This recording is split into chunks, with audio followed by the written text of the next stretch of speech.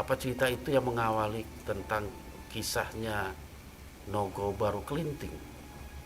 Iya kuwi awal mulane ngono kuwi. Banjur Ki Hajar Selokantara paring pusaka marang Endang Sawitri.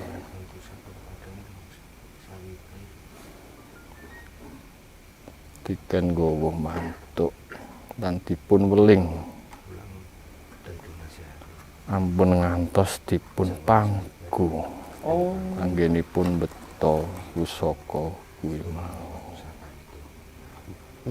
Jadi itu pesan Ki Hajar ya, kalau habis memakai pusaka itu jangan dipangku. Seperti itu. Lantas apa yang terjadi selanjutnya itu? Kandeng papan kuwi mau adoh.